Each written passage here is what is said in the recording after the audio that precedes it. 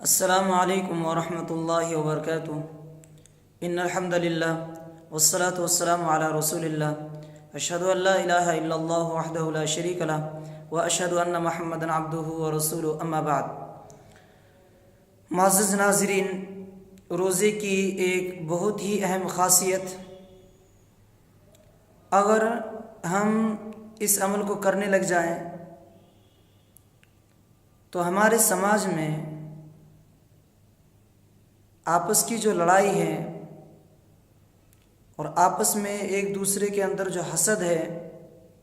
یہ حسد، کینہ، کپٹ، بغض، نفرت، یہ تمام کے تمام برائیاں ختم ہو جائیں اور ہم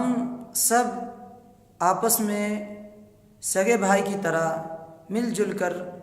رہنے لگ جائیں۔ اللہ کے نبی صلی اللہ علیہ وسلم نے فرمایا، صوم شہر الصبر و ثلاثۃ ایام من کل شہر، رمضان المبارک کے روزے رکھنا اور اسی طرح ہر مہینہ 3 دن روزے رکھنا، یہ ایک ایسا عمل ہے یذہبنا وحر الصدری، کہ یہ سینے کے اندر جو کینہ کپٹ ہے، بغض ہے، دشمنی ہے، عداوت ہے، اور جو وسوسے ہیں اور حیران کن جو خیالات ہیں، ان تمام برائیوں کو ختم کر دیتا ہے، مٹا دیتا ہے۔ دل میں یہ وسوسے پیدا ہونا ہی بند ہو جاتا ہے۔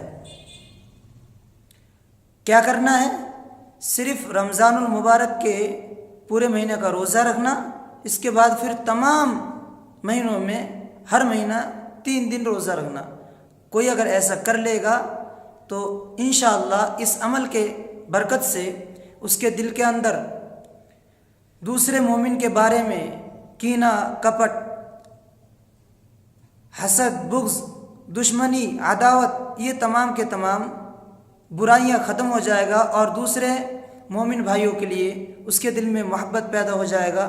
اور پھر وہ قلب سلیم والا شخص بن جائے گا، اور قلب سلیم ہی مطلوب ہے، اور اللہ تعالیٰ نے قلب سلیم کو ہی پسند کیا ہے۔ قیامت کے روز یہی کام آنے والا ہے، اور دل کے اندر حسد، بغض، کینہ، عداوت، نفرت، دشمنی، یہ تمام کے تمام برائیاں، یہ امہات الامراض ہیں۔ ایک ایک برائی کئی گناہوں کا سبب بنتا ہے۔ تو جب یہ اہم جو دل کی برائی ہے، دل کی بیماری ہے، یہ بیماری ہی اگر کسی کے اندر نہ رہے تو وہ ہزاروں گناہوں سے، اور معاشرے میں جو آپس کی لڑائی ہم دیکھتے ہیں، ایک دوسرے بھائی سے لڑ رہا ہے، باپ بیٹے سے لڑ رہا ہے، بیٹا باپ سے لڑ رہا ہے، اس طرح کی آپس میں جو لڑائی ہیں، یہ تمام لڑائیاں ختم ہو جائے اگر ہم اس پہ عمل کرنے والے بن جائیں۔ یہ حدیث علامہ البانی نے صحیح الجامع الصغیر اور اسی طرح صحیح الترغیب والترہیب میں نقل کیا ہے، اور اس کے سند کو حسن اور صحیح قرار دیا ہے۔ صحیح الترغیب والترہیب میں جلد نمبر 1 صفحہ نمبر 599 حدیث نمبر 1032 پر یہ حدیث لے کر آئے۔ یہ عبداللہ بن عباس رضی اللہ عنہما سے ہے، اور ایک اعرابی سے بھی یہی حدیث منقول ہے، اور وہ ہے مسند احمد میں۔ اللہ تعالی ہمیں روزے کی حقیقت کو سمجھ کر